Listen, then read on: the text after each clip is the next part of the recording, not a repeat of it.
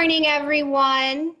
My name is Chasity Brown, and I have the privilege of being the moderator for you this morning for the BIPOC community and classroom. I'm very excited to have you all here. Just a little bit about me. I am a lecturer and the internship coordinator at Lincoln University of Pennsylvania. Lincoln University of Pennsylvania is located in Chester County.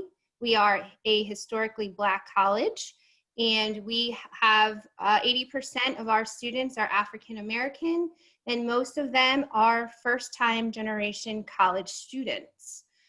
Today, we have the privilege of having 5 panelists who are very, very excited to chat with you today about this very, very important topic.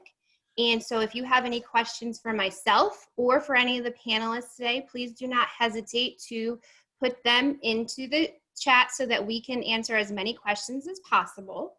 And so without further ado, I'm going to ask each of the panelists to introduce themselves to you and provide one fun fact about themselves just to lighten the mood before we get started. So if I could have Denise Morton introduce herself first. Good morning, everybody. My name is Denise Morton. I am currently a student at Lincoln University. I'm a health science major. I'm a senior. And one fun fact, I plan on going into a Department of Physical Therapy program in the fall. Thank you. Sharon?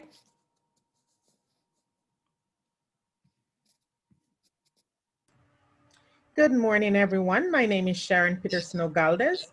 I am the coordinator of diversity and international programs at Penn State Berks. I've been there for, this is my 5th year there. I support our multicultural students, international and LGBTQA students, and also provide diversity leadership for the college. Fun fact about me, I sewed my own wedding dress, 3 layers, lace and beads. Nice. Awesome. Crystal. Hi, good morning, everyone. My name is Crystal Gordon. I attend Lincoln University, majoring in health science and psychology. I am currently from the Virgin Islands.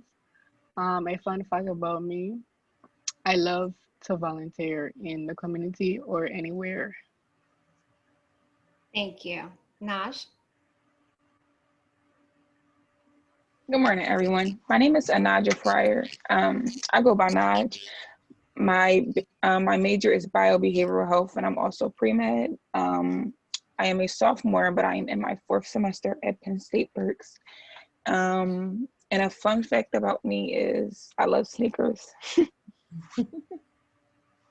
Dr. Cooke. Good morning, Dr. Cooke. I am a professor of digital rhetoric at Westchester University. I teach a wide array of classes, from writing to game design and development to service learning courses. I'm also director of iCamp Summer Media Academy, and I'm sure we'll talk about that later. Fun fact about me is I'm a gamer. I play video games a lot. Awesome. Thank you, ladies, for sharing that information, and thank you so much for being here today.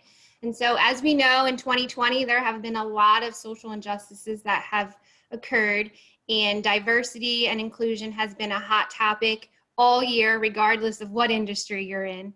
And so we have the privilege of talking about this topic here and how we can improve diversity in the classroom, but also as the students graduate and get jobs, and how we can diversify the industry of biomechanics. So with that said, let's talk about why diversity is important. How important is it, and what value does it bring, 1, to the classroom, but 2, into the workforce? Who would like to start? I can start. I believe diversity is extremely important, just because when you do have diversity, it brings in new ideas and new experiences, and people can definitely learn from each other. And when you bring in those different perspectives, it generates creativity. You can come up with so much more things with different groups of people. So to be able to do that in the classroom, the workplace, it just makes that social aspect so much more important, so much more important. I definitely would agree with that. In my work, for sure, I've learned that you don't know what you don't know, and surrounding yourself with people that are not like you definitely help to enhance and provide some education and knowledge that you might not have been able to gain if you did not surround yourself with people that are different than you. Do anyone of the panelists have anything else to add to that question? Yes, I would like to say that I do teach a couple of classes at my campus, and I try to focus on diversity. I do first-year seminar, and I ask that I get engineers and business students in one of my seminars, and I focus on diversity regardless of the topic I'm teaching. And one of the constant feedback that I get from the students, I encourage them when they're doing projects in classes to work in diverse groups. And they usually give feedback that when they work in diverse groups, they find that their projects are far superior to when they work in groups of people who are similar to themselves. So it's not just that we are saying that because it sounds good to say, but actually students are realizing that when you give them the opportunity to work in diverse groups. Thank you, Sharon. Dr. Cooke, I see you over there nodding your head. Do you have anything to add? Oh, yes. And it's kind of like building on what Sharon was saying about her experience teaching. But I like to approach diversity inclusion in sort of a contentious way in my classes, to not sort of in this sort of utopian way engage with diversity inclusion, but to problematize it and make it realistic. I mean, you know, in dealing with diversity inclusion as a person or a civilian or, you know, as a professional, I think in terms of like in my courses, because I teach a lot of writing courses, writing is a good way to iteratively engage with diversity and inclusion and how we're self-reflecting our biases, our experiences in our writing. So I would say on a fundamental level, as a professor, including diversity and inclusion in a non-utopian way is very important for these self-reflective activities. Thank you. Crystal or Naj, do you have anything to add before I move on? Yeah, so as I agree with everyone and their comment. As I said before, I'm currently from the Caribbean, so you know, coming to the mainland as a freshman, I guess 3 years ago, it was a culture shock for me because you know I was never around this type of environment, and diversity is very important, as many of you guys said. You know, you learn new things about people, you understand where they're coming from and why, you know, certain things are the way they are. But at the same time, you know, with diversity, we have to learn how to educate ourselves and accept people for who they are or where they come from, because you know the world doesn't really evolve around us, because there are so many different parts of the world where things are just different from what we see on a daily basis. So yes, diversity is very, very crucial. Crystal, that's very interesting that you shared that information, because you do attend historically Black college. And so when coming to that campus and hearing you say that you were in culture shock, so that brings a point where just because people look alike doesn't mean they are alike. So can you speak to a little bit about, even though you go to a college where people typically look like you, can you explain what the diversity, what the differences are? What are some things that you learned transitioning from the Virgin Islands to the United States? So the community where I grew up, it was like everyone was one, as you know, we could rely on each other. And when I came to Lincoln, I realized that, you know, I had to find, I mean, the same as the community, but I had to, you know, reach out to, you know, teachers or administration to help me understand, you know, my environment.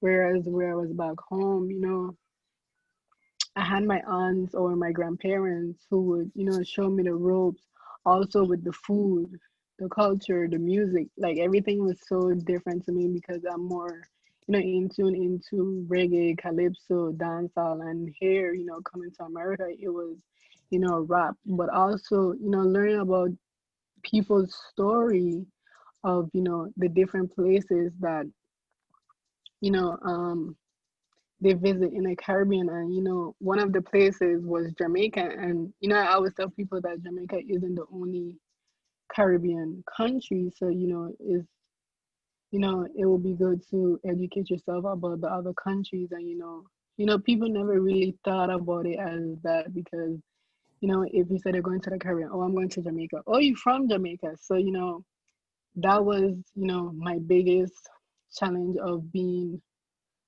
associated with being a Jamaican, as Professor Brown saying that, you know, we may all look alike, but we're not the same. So, you know, being referenced as a Jamaican was kind of frustrating because I'm not Jamaican. I do not speak Jamaican, but they always assume that everyone speaks the same language or have the same accent.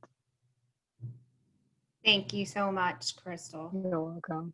So we have quite a few questions out there from the people listening in. And one of the questions is for Dr. Cooke. And that question is, can you expand a little with an example regarding problematizing to avoid a utopian view in the classroom? Yes. Okay, so like I said, I teach a number of classes from writing to service learning to game design and development. So let's choose the easiest one for me to answer your question, and you can, you know, provide a follow-up question. So I teach game design and development. I start by unpacking sort of the social and cultural frameworks of games. And this is a typical sort of a games analysis approach. So we deconstruct it in sort of historicizing, you know, how racism exists in games and sort of looking at the history of the production of the game itself. And then after we deconstruct the games that my students love, from like Call of Duty to all these other type of games, then we use sort of a feminist theorist lens, sort of decolonizing lens as well, looking at these games. And then from there, we kind of talk about, well, what do the games sort of teach us and sort of like reflect on us today as people, right? And so from that perspective, I connect that to this idea of diversity and how not only is there a lack of diversity in the games, but we can use that same lens to look at the diversity, the lack of diversity and inclusion in the games industry. And I've done a number of different talks and presentations on that and looking at the lack of representation of people that look like us, Black and brown people, in the games industry. And these are, and mind you, in terms of the audience of students, I'm at a predominantly white institution. So you can imagine the sort of contentious space, not, you know, intentional, but largely because of their experiential knowledge and their cultural background. So me being a Black professor, a woman at that, teaching this is very contentious, but I go home and I hover up and I cry a little bit. No, I'm just kidding. But I build this sort of intellectual muscle, because it takes an intellectual muscle to confront this. So so we deal with that in the class, and then we unpack it, and then we talk about the industry, the lack of representation in the industry, and how that lack of representation manifests in the game, but also largely in the class. And so there's that self-reflective thing that's happening, right? So I flip it and do that. And then The next thing is application. You know, it's one thing, my class isn't to quote unquote indoctrinate. It is to help people, excuse me, be self-reflective, and hoping that self-reflectiveness does not stop in the classroom. So I end the class with an application. And this application is, how do you design games that are, addressing the lack of inclusion and diversity. So these socially, culturally aware games, and how do we design it in this sort of like, this space? So I create the class as sort of this games development space, so that we're addressing the social dynamics that happens that perpetuate, the lack of inclusion and diversity. And it's not sort of this fictional space in which they're designing the games, but they're designing them for a real audience. So I define the audience as people of color. Like, imagine you selling this game or presenting this game or exhibiting this game to people of color. And so that sort of like dialect that we're talking about, where they're not just designing the game, but they're designing it for a real audience that exists. So it adds a layer of empathy, also a layer of humility as well. So they exhibit these games publicly at WCU, and I find a venue for them to do that. So that's pretty much the same model I use for my writing class as well as my service learning class. Thank you. Thank you so much. That was a great explanation. Mental health. Right now we are in trying times all over 2020, right? With COVID and social injustices, and some of us are online and we're extroverts and we're struggling. So I want to ask the students this first, if that's okay. What are some good mental health techniques that have helped keep you motivated? Let's start with Naj. Are you there? Yes, I'm here. Sorry. So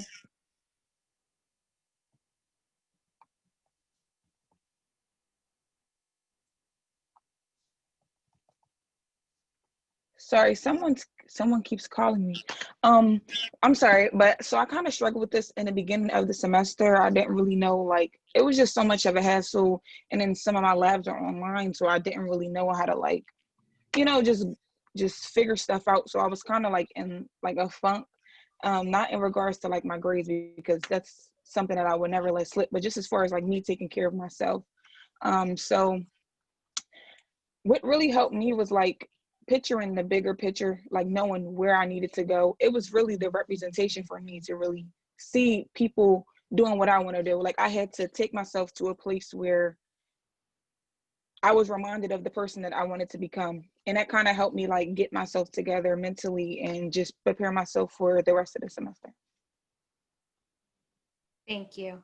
Crystal? Oh, this mental health thing is real. It's my last year, and I've never expected it to be, such a, I wouldn't say boring, but with the online fiasco, I was kind of sad because, my track season was kind of put off last semester, and, I was really excited. But,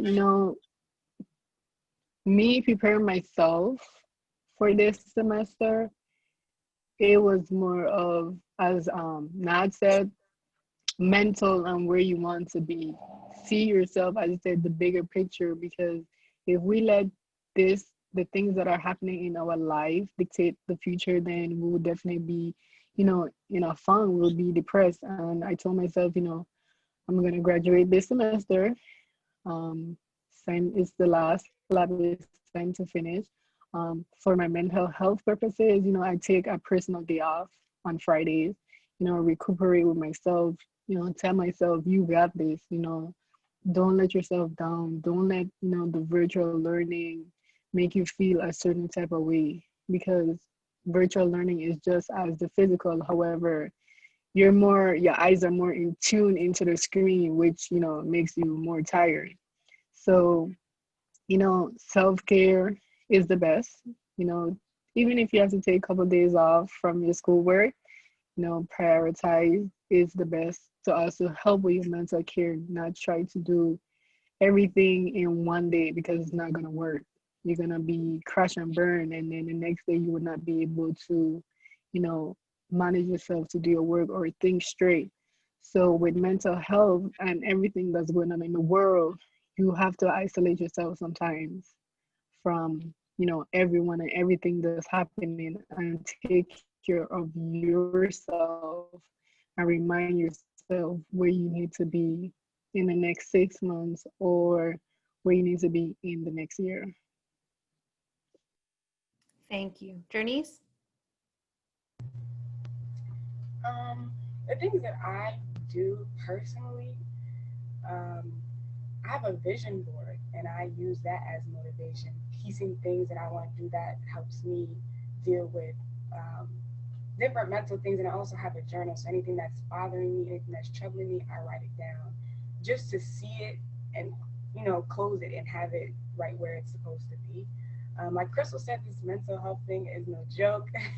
It's really a lot of ups and downs that you really go through. And sometimes you don't even know that you're stressed or that you're feeling that way until you get out of that situation. And then you have to have self-reflection and take time to yourself and really think about, why was I like this, or what was actually wrong, or I know I have so many things to do, how do I manage it? So I usually have a vision board, either meditation or journal, just to be able to release that stress and be able to cope and take personal days off. Those are always good. So Thank you. Sharon or Dr. Cooke, would you like to add anything to that?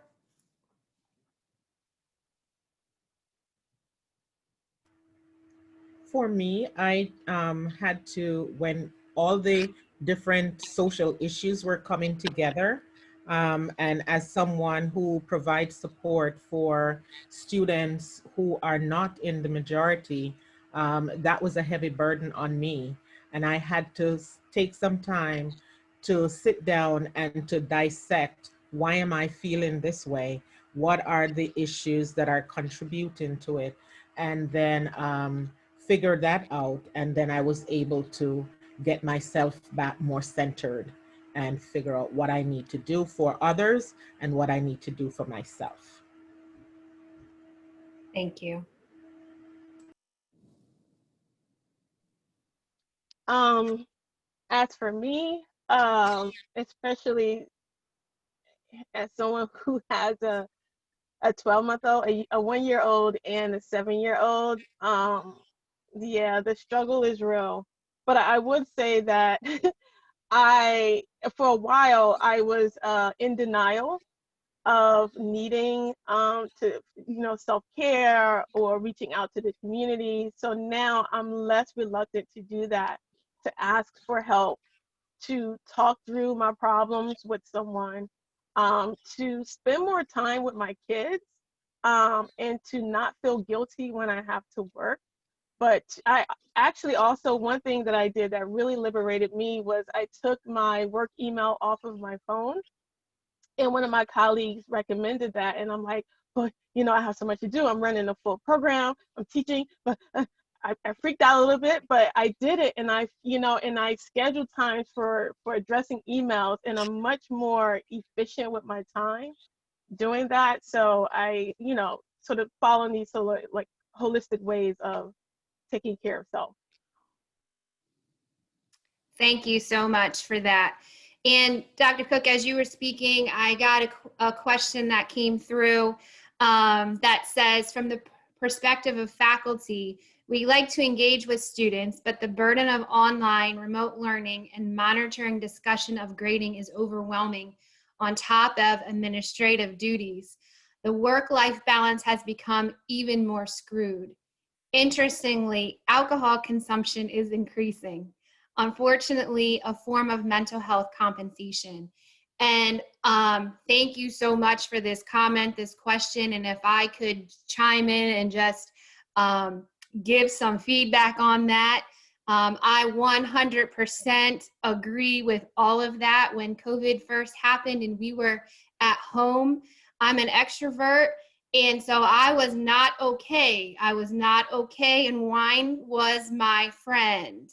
And as I continued my purpose in life, I fully believe that my purpose in life is to make sure that the people coming behind me are better than me. So as I am starting to see my students freak out and have meltdowns, now it's making me freak out and have more meltdowns. They may not have seen that because I had to keep it together for them. But yes, that was what was happening. And so I actually had to take a step back, prayer, self-reflection, because I know that I can't be strong for my students, or I can't be great for my students if I am not at my best. So one of the things that I needed to do was really, really self-reflect and determine what are the things that I need in my life, what are some things that I enjoy. And exercise is my thing. And at that moment, I wanted no part, I'm a runner, I wanted no part of running, I wanted no part of anything. And so I had to really have some self-reflection to figure out what are the things that I need to do to be productive.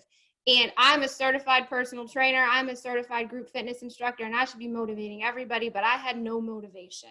So one of the things I had to do was actually hire somebody, not because I didn't know what to do, because I didn't have the motivation. And so that person at 6 a.m. every morning was like, let's go. It didn't matter how it felt, it didn't matter what I was thinking. And I thank God for her, because she has really helped me cope with things mentally and emotionally through COVID. And I want to also speak to online remote learning and grading. Yeah, you teach all day online, and then the last thing you want to do is look at a screen for grading purposes. And one thing that I will say to that is don't beat yourself up. Productivity is not going to be the same today as it was last year. And so if you can make your to-do list a little shorter than what it would be when we were in normal times, and don't beat yourself up, I think that would help with the mental health aspect of trying to balance work life. And just one more point to that is that work-life balance is a struggle. And now that I just found that I am teaching online until August of 2021, I'm trying to figure out what that looks like. But one good thing that I would recommend is that have a workspace. Don't work all over your house. Never work in your bed, because you'll never be able to relax there. Never work on your couch, because that's now a non-relaxation zone. So make sure that you do your work in your workspace. Get up, get dressed, you go to work, you take your lunch break, you go back to work, and you still leave work just like you would if you were going to a physical space. And so I hope that was helpful. I don't know if Sharon or Dr. Cooke have anything to add to that. But that's just my little bit on the faculty perspective. I agree with everything you said. I cannot consume alcohol because I am nursing full-time still. She won't stop nursing.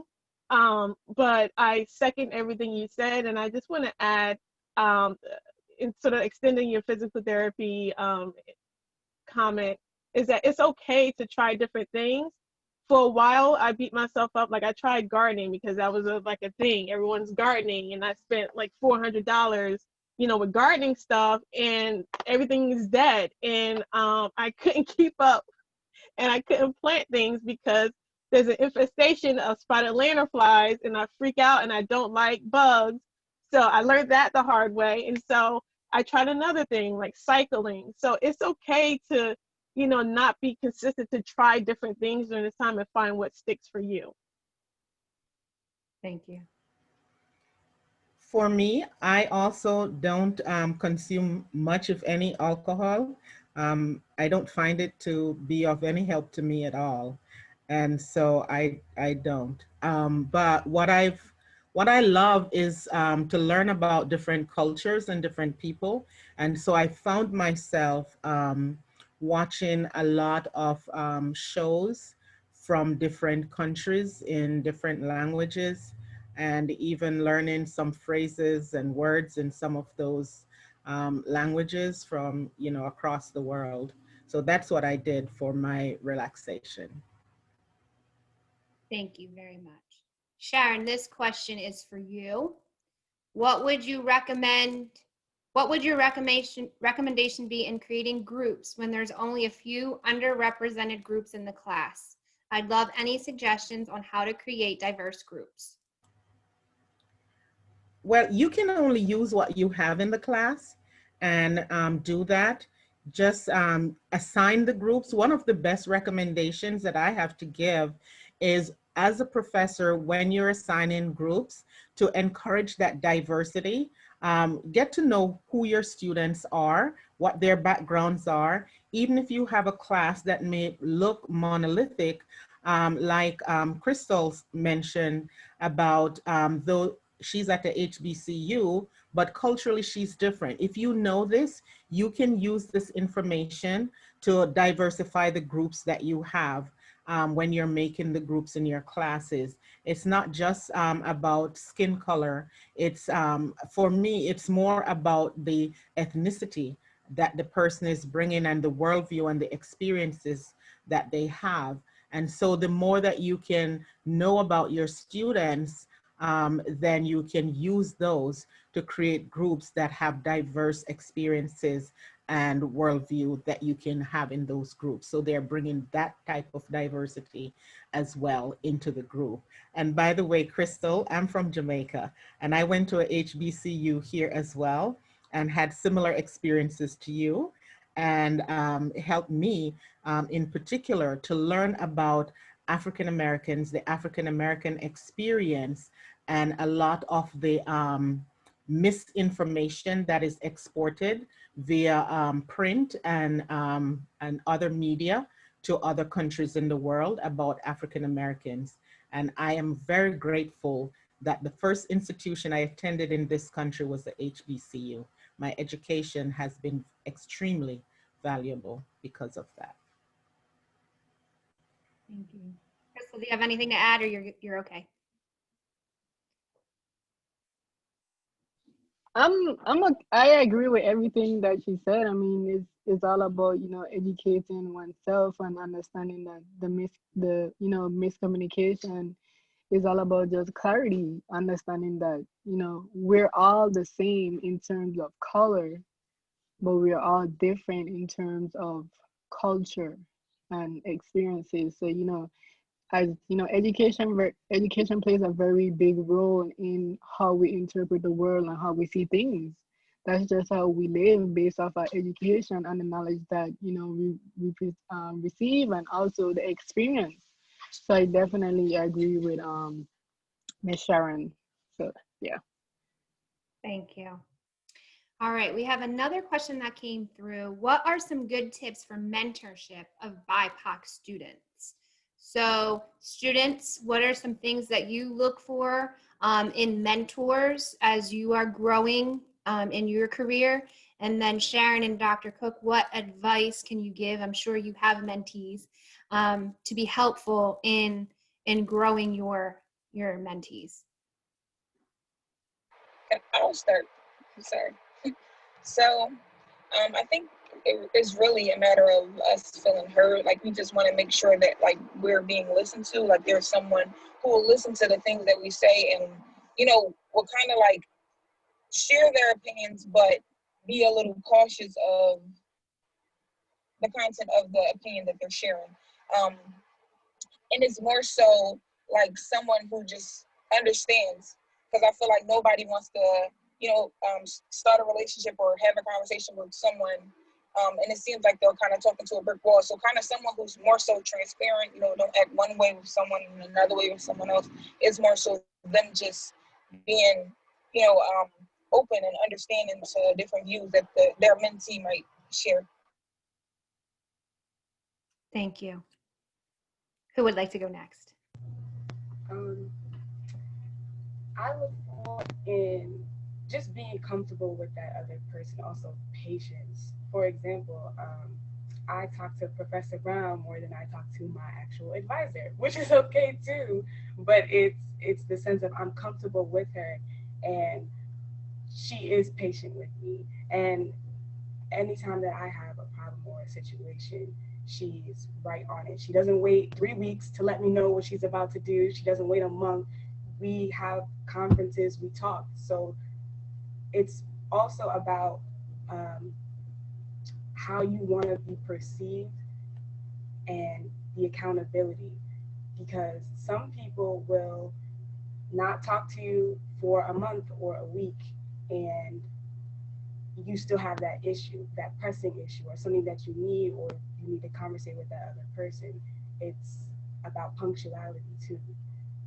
You can have that conversation of back and forth, but it needs to be during the right time. You can't just wait a month or a year. I have my fair share of bad advisors where they didn't answer me, or my bad advisors that didn't answer my email. I still have emails from freshman year that my professors have not answered. So it's always about having someone there, and someone who's truthful and who wants to be there and wants to help you, and wants to see you do better and wants to see you progress in the future. Thank you. Sharon or Dr. Cooke, from the faculty perspective or mentor perspective. I can speak about that. In part of what I do in my role, besides teaching, in my staff role, is I support the students, the underrepresented students. And I have students from many backgrounds, from different countries with different cultures. And so I have to have some knowledge of their cultural background. So I seek out information about their backgrounds, and I try to engage them about their background, what their needs are, how they see life, understanding also that education systems are different in different countries. Even plagiarism is not a thing in some countries. And being able to understand that and be a go-between for them, between them and the institution, to help them navigate that, educating them upfront, and also educating the institution about how they access education. I create programs for like faculty and staff that are explaining the different ways in which the BIPOC populations and international students access US education systems. So that is more widely known. I also teach a class on culture. It's more applied intercultural communications. And as a part of that class, these are students who will be mentors for me, who will work with different student populations. And within that class, they're reading articles and discussing them about the history of, for example, Latino, Asian, international, African-American students in the US education system. What are some of the challenges that they may encounter so that they can watch out for this, and then what are some of the ways in which they can be a bridge for those students and provide that support that they need. Also myself, I try to be very observant of my students and to watch when their moods have changed or something is different with them, and I call them in. If I haven't seen them for a long time, then I will email them, call them, something, and say, I haven't seen you. What is going on? Come and talk to me. Tell me what's going on. An example I can give, when I did my orientation for international students, I had about 60 students, and through the week, there was one Chinese student that I noticed that did not engage with other students. And so I picked that student out, engaged with the student myself, and then set up an expectation that for the first month of classes, he would come to my office and he would speak to me and let me know what is going on. And as the semester went on, it became less, but he showed up. He did not engage with other students in that way, but he showed up with me. And so it's being able to notice your students and to know the differences between them and who needs more mentoring and how you connect them and who won't connect, and figure out what it is that they need and help them to get to meet that need in some way, whether it's you or somebody else that you're pointing them to have that need met. That's how I approach it.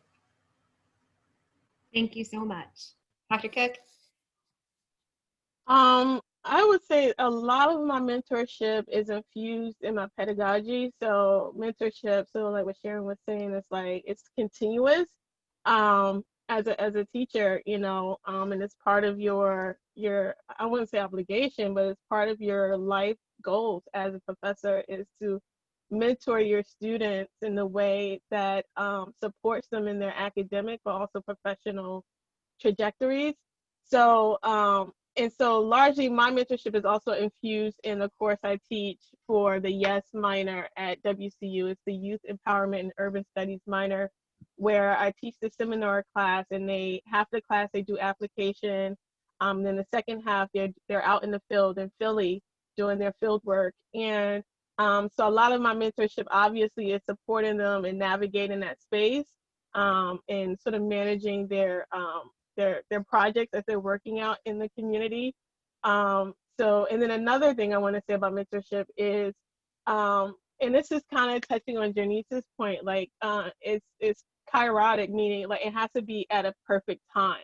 And also on the flip side, as professors, it got to be at a perfect time. You don't want to impose yourself on someone who's not ready to be mentored. So a lot of times I just create a space that's conducive for them to feel empowered to say, I need to be mentored. And so a lot of that happens on their own timing as well. They come in, Dr. Cooke, I want to see you for your office hours. And they come in and immediately, you know, the mentorship starts because they initiated it. So, and that's important, especially for me at a PWI, right, a predominantly white institution, where I don't get in contact formally with students of color, not unless I'm at events or, you know, teaching this minor program, which is mostly, you know, WCU is about 20% people of color. So it's rare you're going to come across that whole 20%, but you have to put yourself out there as a professor to touch these spaces of where these students are. Because I remember one time, and I don't mean to be long-winded, but I was having lunch with one of my colleagues at Iron Hill. And so, and you know, Westchester University is in Westchester, and Iron Hill is this popular restaurant. And then one of the students was a waitress, right? And she says, wow, you two are professors at Westchester University? And I said, yeah, we are. And she's like, wow, it's rare that I would see professors of color at it. And I wasn't elated to hear that. I was disheartened because I'm like, I'm failing in terms of reaching out to these students to create these pathways to mentorship. And so from that point on, I decided to find, you know, different ways to include myself in these spaces so that, you know, they can have access to me for mentorship. Thank you. Thank you so much. So this next question, I'm not quite sure who this is directed at. It might be directed at me, but I'm just going to throw it out there. What can professors from PWIs learn from Lincoln in regards to diverse education? And I guess I'll start with that. And if anybody wants to chime in, feel free to do that. And so I will first say that I am a product of a PWI. I got all my degrees from a PWI, so there's that. I'm also a first-generation college student, with my mom having a high school education, a high school diploma, and my dad not graduating from high school. But I started my teaching career at a PWI, and I would be lying to you if I said I was not in culture shock when I went to teach at Lincoln University. And so I guess that kind of speaks to, just because people might look at me as similar to students that attend an HBCU does not mean we are the same. And so I struggled my entire first year at that institution because it is completely different. The students are completely different than I am, even though we have some similarities.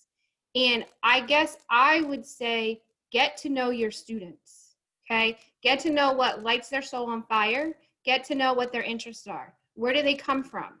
Okay, and I'm just gonna throw Denise out there right now. I know that Denise lives on a farm and I'm like, whoa.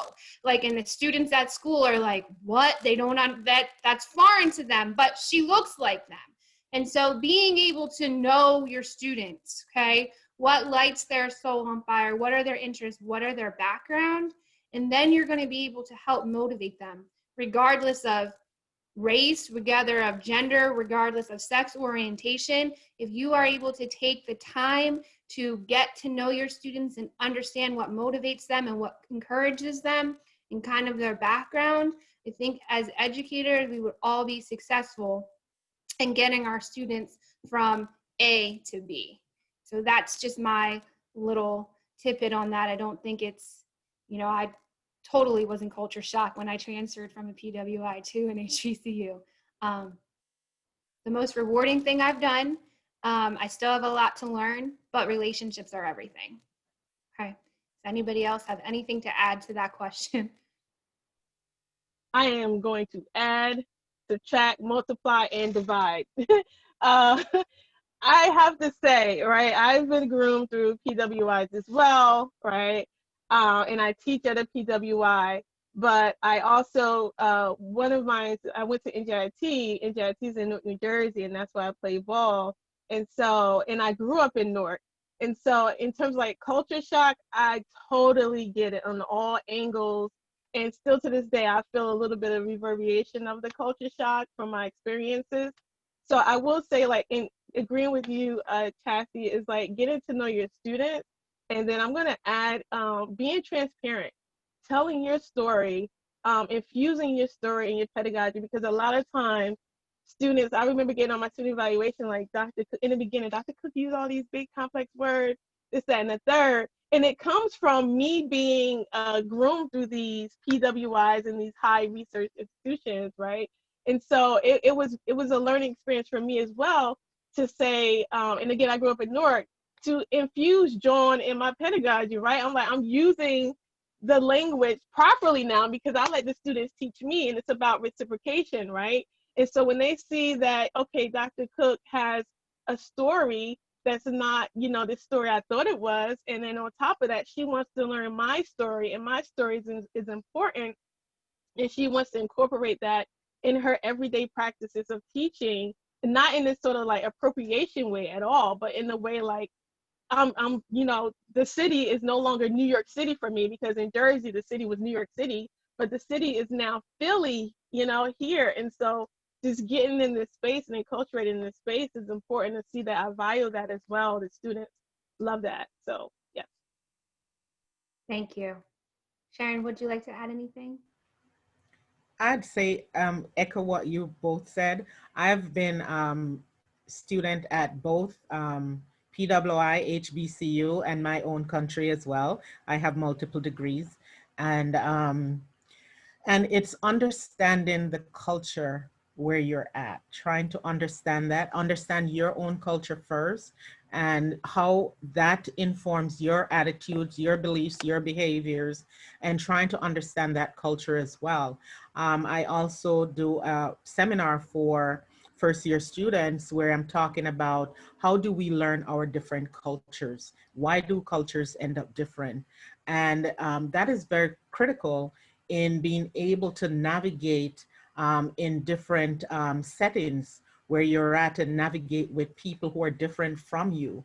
And as a professor, majority of the students in the class will be different from you, regardless, even if they look like you, they'll be different from you. And being able to understand that and to navigate that, and knowing that cultures are set up by people within that culture, and they're set up for themselves and not for anybody outside of them. And so if you understand that, then you don't approach everybody as if they're the same as you. You expect that they'll be different from you in different ways, not necessarily different in being less than or more than you. but a difference is there. And to acknowledge that difference, because it gives people a sense of self and agency when you can acknowledge who they are. If I meet a Chinese person and I greet them, ni hao, they light up because I recognize who they are and I spoke to them, to themselves. You know, Indians will say namaste. They're greeting the God that's within you. And so when we can do that and take that time to do that, it takes time to learn and to navigate this. One of the things, though, that I find very different at the HBCU I went to is a family, a family feeling is there. And it's more about the community and the relationships, and professors and staff members are trying to know you as an individual and to guide you and mentor you to get to where you need to go to in life, where you're going to. What I've found at my experience at PWIs is that it's more of an individual feel. You have to make your way. You have to figure it out. You have to navigate and know what the institution has to offer to you and find it and get it. And so there's so much more onus on the student as an individual. And just imagine, like Crystal, who is coming from a totally different country. I have a student who is from Kazakhstan right now in one of my classes. Just imagine the difference that is for them. And you need to have that kind of an environment that they can feel welcomed and noticed, and bringing in examples from their cultures, their experiences into your classroom, into your lectures, and making sure also that you're holding that classroom climate in such a way that students feel comfortable and they can learn. Because when the classroom, for example, when the classroom is tense and students are the one person of color or the one international student or the one female in there, it creates a lot of tension, psychological tension and pressure for that student. And they're distracted by that and don't learn as much as they should learn. So being able to understand this and notice it and to provide that climate so that all of the students can thrive and can learn well in your classes is very important, I believe, for professors. I do agree. Thank you. Thank you so much. The next question is for our students. How are you made aware of financial or career development opportunities afforded to you? Naj, are you there? Would you like to start? Yes, I'm here. Can you say that one more time? I just want to. How are you made aware of financial or career development opportunities afforded to you? Well, I guess with my campus is kind of different because we have this program called the Aspiring Scholars Program, and it kind of is, it was kind of created for like minority students and people who just aren't the traditional college student, I guess you could say.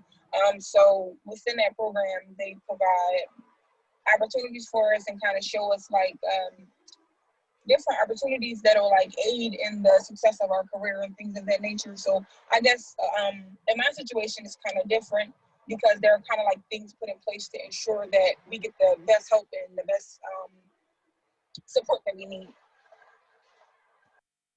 Thank you so much. Crystal? Yes, so in terms of financial or career development opportunities, I will have to say thank you to Professor Brown for the emails that she received maybe on a daily or weekly from other institutions or other, organizations who send out emails, and she shared that information with us. Also, I do research in terms of what I want to become a physical therapist and a personal trainer, So I do my research, and if it wasn't for Dr. Brown, you know, I would have never really got into the internship spirit to actually find out if this is, you know, what I wanted to do. So, you know, having someone who provides information to you also with, you know, the career fairs or the different organizations that, you know, randomly send emails. I mean, sometimes you may not be able to trust them, but once you do your research and, you know, dig deeper, you'll be able to find the things that find your interest. I mean, even if it's, you know, at a camp as a counselor or whatever the situation is, you know, it's all about experiences. And, you know, in terms of financially, I know there are a lot of scholarships in terms of writing essays or like car sponsorships and stuff like that. So, you know, it's all about, you know, research, asking for help, putting yourself out there, because, you know, once you isolate yourself from the world, you know, a lot of opportunities may not come your way. So you have to put yourself out there into the world, you know, voice your opinion on what you want to do, and, you know, make relationships with professors or teachers or anyone you come across in a conference, because you never know what their background is, and you never know, you know, having a conversation with them might spark an opportunity or a lifetime opportunity that you may never see yourself doing. But the fact of the matter is, you put yourself out there and share your story, you know, it open a gate of opportunities for you to come today, tomorrow, or in the near future. Thank you. Denise? At Lincoln, we have an Office of Career and Development. So they send out emails on different things, different scholarships, different networking opportunities. And I think the career fair is coming out too. So we do a lot of that. And that's a great way for us to network, us to figure out our different situations, whether it's financial or where we want to go in life, and also our advisors. And in our health science department, everybody is really pushing forward for different things, whether it's, oh, hey, if you need a scholarship, here's this, or here's an opportunity at this institution for internship. We do have an internship class and program. Shout out to Professor Brown. So we do have a lot of resources at Lincoln for us to be able to reach out for help and things like that. Thank you. And I'm going to ask one last question because we are short on time. But before I ask that question, if your question did not get answered, because I'm sitting with a bunch and there's a lot of information that I know the panelists prepared to speak about that we didn't even get to ask those questions, which is all good stuff. So if you have our Slack information, please put that information in there, and I'd be happy to make sure that the panelists are getting those questions and you're getting them answered. But to piggyback off the last question I just asked, and this is for faculty administration, how can leaders improve on awareness? And I think this goes with sharing opportunities to your students. And the one thing that I will say, I will add to this, is that meet the students where they're at. And social media is a big thing. And I know like students get a whole lot of emails and sometimes they get lost, or sometimes they don't open it, or they're overwhelmed, or whatever the case may be. Our department has an Instagram page. And so anything valuable, any internship, any motivation, anything that I feel is worthy, that's going to grab their attention, I meet the students where they are. I know they're on Instagram. So I will be quick to throw something on the Instagram feed or the story or whatever the case may be, just so that they are paying attention. Particularly if there's an event like that day, here's your reminder, because I know that they're going to see it really quickly. And sometimes that just helps them. Sharon and Dr. Cooke, do you have anything to add to improving awareness? I'd say that targeting different groups. I have different listservs for different groups, and send information that's pertinent to them, so that they're not just getting every email that comes through, but if it applies to this group, then I'm sending it to that group. If it applies to the other group, then I send it to them. So they are seeing stuff that's relevant for them and bringing that to their attention. Thank you. As for me, I tend to take a more systemic approach to this, and especially as a professor that sit on a number of different committees and boards, and I run iCamp Summer Media Academy, is that I try to incorporate awareness, like I said before, do my pedagogy, but also create spaces to make people aware of this, whether we're talking about faculty and students and staff. And so, and when I say a systemic approach, I have, administrators that are part of making iCamp a success. And when I have these meetings, I make sure that inclusion and diversity remain as forefront of everything I do, such as with iCamp. It's it's for Philly high school students, a 1-week media production academy at Westchester University in the summertime. And so I work really hard in terms of seeking corporate, but also grants to make sure that iCamp remain as a free program. And a lot of administrators, it's hard for them to wrap their head around this, like, this is a stellar program, let's, charge for whatever and so forth. And people ask that, but I make sure that iCamp remain as free, because under that free tag is this awareness and this activism towards that awareness as well. So I think infusing awareness systemically through your committee work, through your pedagogy, through your directorship of programs, students see that and they buy into that value. So I get a lot of volunteers that want to volunteer for iCamp as mentors as well. And I not train them, but I teach them these values through every activity that we do. And so they could systemically and holistically see that value of diversity and inclusion.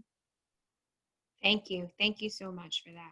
I want to take this time to thank everyone that has joined our panel discussion today. We are out of time, but I will share the information of how you can continue to engage with us via Slack in a moment. And I also want to thank the panelists for their time and their expertise today. It was greatly appreciated, and I hope that everyone that did attend today did get something that they can take away for them. So everyone have a great afternoon. You can find our lines on Twitter or on Slack, and we'll be happy to answer any other questions that we did not get to answer today. So have a great day.